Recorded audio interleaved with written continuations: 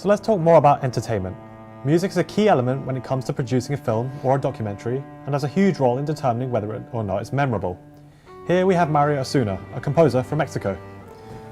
Hi Mario, so how did you first get into composing? Hello Zach, thank you for having me.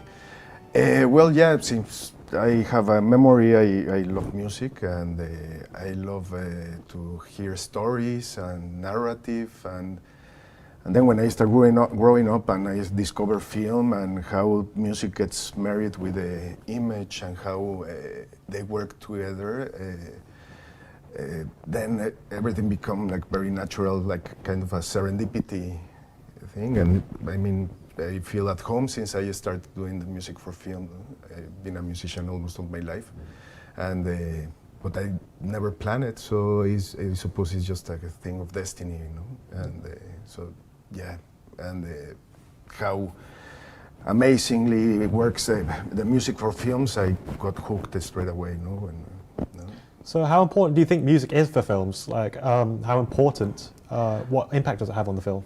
Well, I think it has a huge impact because music for film is a dramatic tool. No? The nature and this marriage that becomes magical and so beautiful can enhance a film in a very deep way, in an emotional way, psychological way, even philosophical way, you know, because the music goes in this works with the film in an emotional level that it couldn't exist. Film without music, it shapes the stories in a different way. So I think it's a very important element that contributes to a story, the narrative, to characters. So I think it's very, very important, you know, emotionally and for the audience. Even sometimes the audience doesn't notice the music, but they feel it, no? And it's about sensations. So that's a big contribution in films, no? So you worked on Lecciones para Canallas, a comedy film. How were you inspired to compose a soundtrack for this style of movie?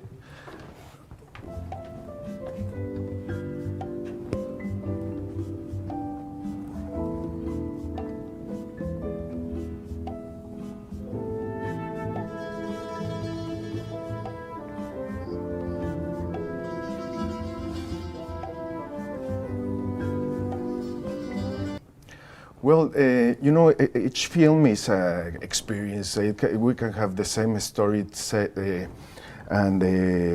the director's point of view is always very important. So the concept comes through dialogue with the director and what's really the story about.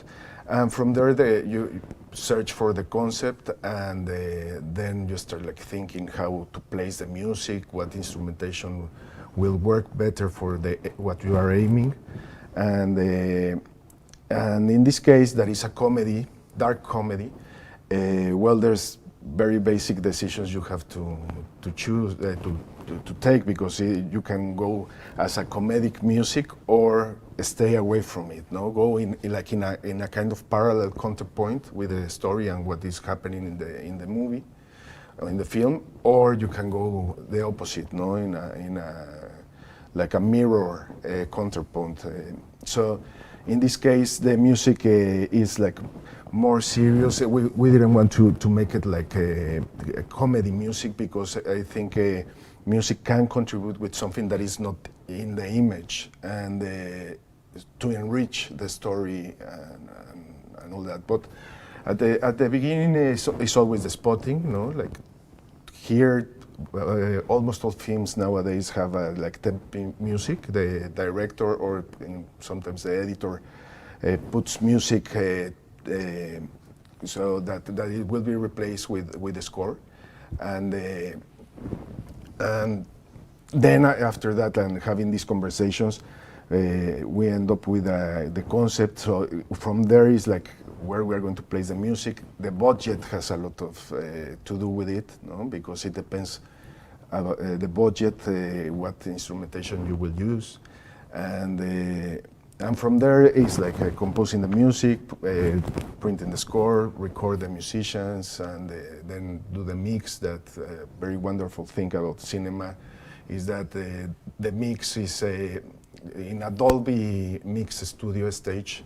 The purpose is that in all cinemas will sound kind of similar, because there's like a kind of a standard quality level. It's not like listening to something in the phone or in the TV or in the car, you know, different speakers. In the cinema you have like this standard mix, so that's a great part as well. So yeah, basically it's the same process always, but every film is completely different. So it's Thank you very much for your time, Mario. It's great to have you. Thank you so much, Zach.